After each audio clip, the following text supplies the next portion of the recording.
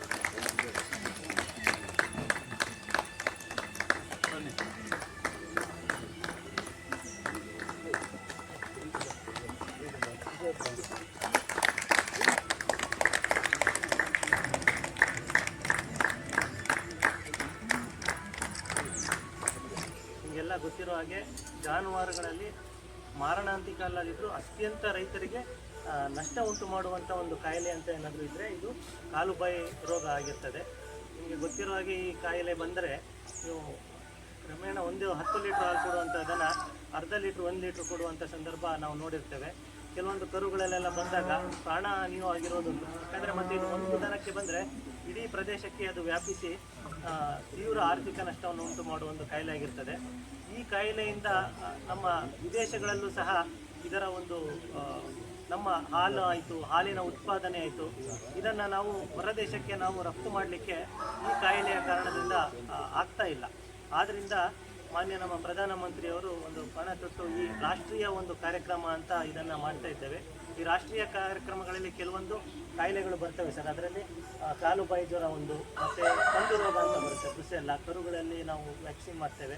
ಅದೇ ರೀತಿ ಹಂದಿಗಳಲ್ಲಿ ವ್ಯಾಕ್ಸಿನ್ ಮಾಡಲಿಕ್ಕಿದೆ. ಚರ್ಮಗಂಟು ರೋಗ ಇನ್ನೂ ವ್ಯಾಕ್ಸಿನ್ ಅದು ರಾಷ್ಟ್ರೀಯ ಕಾರ್ಯಕ್ರಮಕ್ಕೆ ಬರಲಿಲ್ಲ.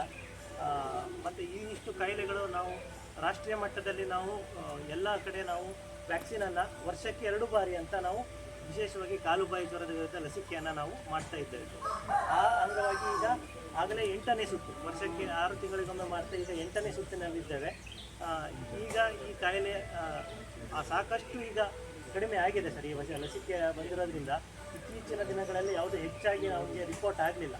ಸಾಕಷ್ಟು ನಮ್ಮ ಗ್ರಾಮಗಳಲ್ಲಿ ಎಲ್ಲ ಮನೆ ಬಾಗಿಲಿಗೆ ಹೋಗಿ ನಮಗೆ ಮಾಡಲಿಕ್ಕೆ ನಿರ್ದೇಶನ ಇದೆ. ಪ್ರತಿಯೊಂದು ರೈತರ ಮನೆ ಬಾಗಿಲಿಗೆ ಹೋಗಿ ನಾವು ಮಾಡ್ತಾ ಇದ್ದೇವೆ. ಈ ಉದ್ದೇಶಕ್ಕಾಗಿ ನಾವು ನಿಮ್ಮ ಇಲಾಖೆ ಆಗಿರ್ಬೋದು, ನಮ್ಮ ಇಲಾಖೆ ಆಗಿರ್ಬೋದು, ಪಶುಸಂಖ್ಯರಾಗಿರ್ಬೋದು, ಮತ್ತು ಮುಖ್ಯವಾಗಿ ನಮಗೆ ಹೆಲ್ಪ್ ಮಾಡ್ತಾ ಇರೋದು ದಕ್ಷಿಣ ಕನ್ನಡ ಹಾಲು ಒಕ್ಕೂಟದ ಸಿಬ್ಬಂದಿ ಆಗಿರ್ಬೋದು. ಎಲ್ಲರದ್ದು ಒಂದು ಸಹಕಾರದಿಂದ ನಾವು ಈ ಕಾರ್ಯಕ್ರಮವನ್ನು ಇಷ್ಟು ರೌಂಡನ್ನು ನಾವು ಯಶಸ್ವಿಯಾಗಿ ನಿರ್ವಹಿಸ್ತಾ ಇದ್ದೇವೆ. ನಮ್ಮ ಸೂಪರ್ವೈಸರ್ ಆದಂಥ ಶಮೀರ್ ಅವರು ಹಾಗೂ ನಮ್ಮ ಹಿರಿಯ ವೈದ್ಯರು, ನಮ್ಮ ಆತ್ಮೀಯರಾದ ಮನೋಹರ್ ಅವರು, ನಮ್ಮ ಇನ್ನೊಬ್ಬರು ವಿಜಯ ವೈದ್ಯರು ಗಿರೀಶ್ ಅವರು, ನಮ್ಮ ಇನ್ನೊಬ್ಬ ವೈದ್ಯರಾದಂಥ ಸೋಪತ್ರನವರು, ನಮ್ಮ ಸಂಘದ ಉಪಾಧ್ಯಕ್ಷ ದಿನೇಶ್ ಶೆಟ್ಟಿಯವರು ಮತ್ತು ತಾವೆಲ್ಲ ಪಶು ಸಖಿಯರಿದ್ದೀರಿ. ವಿವಿಧ ಹಾಲು ಉತ್ಪಾದಕರ ಸಂಘದ ಕಾರ್ಯದರ್ಶಿಗಳು, ನಮ್ಮ ಸಂಘದ ನಿರ್ದೇಶಕರುಗಳು ಮತ್ತು ನಮ್ಮ ಸಂಘದ CEO ಮತ್ತು ಎಲ್ಲ ಪತ್ರಿಕಾ ಮಾಧ್ಯಮದ ಮಿತ್ರರನ್ನು ಸೇರಿಸಿಕೊಂಡು ಈ ಒಂದು ಕಾರ್ಯಕ್ರಮವನ್ನು ನಾವು ಉದ್ಘಾಟನೆ ಮಾಡಿದ್ದೇವೆ. ನಾವೆಲ್ಲ ಸೇರಿ ಈ ಕಾರ್ಯಕ್ರಮವನ್ನು ಯಾಕೆ ಉದ್ಘಾಟನೆ ಮಾಡಿದ್ದೇವೆ, ಪತ್ರಿಕಾ ಮಾಧ್ಯಮದವರನ್ನು ಯಾಕೆ ಕರೆದಿದ್ದೇವೆ ಅಂತ ಹೇಳಿದ್ರೆ, ನಮ್ಮಲ್ಲಿ ದನ ಉಂಟು, ದನ ಸಾಕ್ತೇವೆ, ದನದ ಕಾರ್ಯಕ್ರಮ ಎಲ್ರಿಗೂ ಗೊತ್ತಿದೆ, ಎಲ್ಲ ಕಡೆ ಪ್ರಚಾರ ಆಗಿದೆ.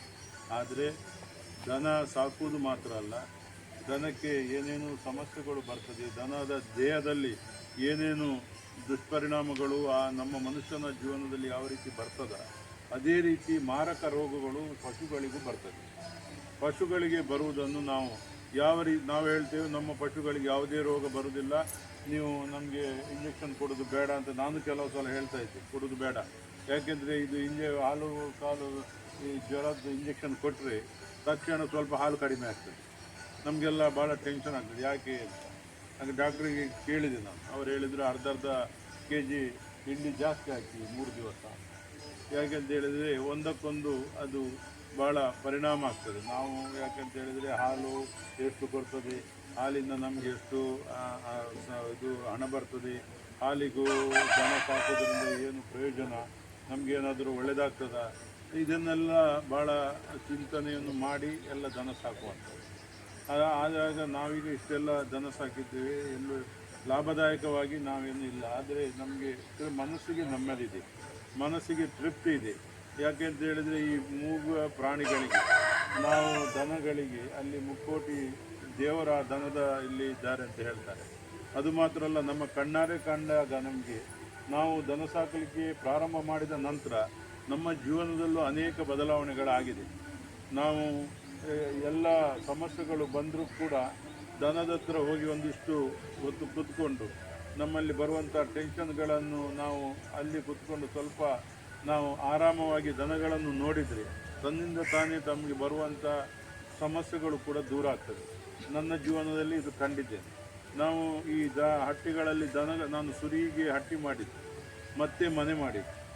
ಆದ್ದರಿಂದ ನನಗೆ ಎಲ್ಲ ರೀತಿಯಲ್ಲಿ ಆ ಶಕ್ತಿ, ಆ ದನಗಳ ಮೂಲಕ ನನಗೆ ಆ ಶಕ್ತಿ ಬಂದಿದೆ. ನನಗೆ ಲಾಭಕ್ಕಿಂತ ಜಾಸ್ತಿ ಮಾನಸಿಕ ನೆಮ್ಮದಿ ದನಗಳಿಂದ ಆಗಿದೆ ಎಂಬುದನ್ನು ನಾನು ಸಾಬೀತುಪಡಿಸಿದೆ. ಇದು ನನಗೆ ಆಗಿದೆ. ಆದ್ದರಿಂದ ಒಳ್ಳೊಳ್ಳೆ ದನಗಳನ್ನು ಸಾಕ್ತಾ ಇದ್ದೇನೆ. ತುಂಬ ಕಷ್ಟ ಇದೆ. ನಾವು ನಮ್ಮ ಡಾಕ್ಟ್ರು ಪ್ರಶಾಂತಿಗೆ ಗೊತ್ತಿದೆ, ಮನೋವರಿಗೆ ಗೊತ್ತಿದೆ ಯಾವ ರೀತಿ ದನಗಳನ್ನು ನಾವು ಸಾಕ್ತೇವೆ. ದನಗಳಿಗೆ ಅನೇಕ ರೋಗಗಳು ಬಂದಾಗ ನಮಗೆ ಬಹಳ ಸಂಕಟ ಆಗ್ತದೆ. ಒಂದೆರಡು ದನಗಳು ಮೃತಪಟ್ಟಾಗ ನಮಗೆ ನಮ್ಮ ಮನೆಯ ಒಂದು ಬಂಧು ಮೃತಪಟ್ಟ ರೀತಿಯಲ್ಲಿ ನೋವಾಗ್ತದೆ. ನಾವು ಅದನ್ನು ನಮ್ಮ ಧರ್ಮದ ಪ್ರಕಾರವೇ ಅದರ ಎಲ್ಲ ಕ್ರಿಯೆಗಳನ್ನು ನಾವು ಮಾಡ್ತೇವೆ.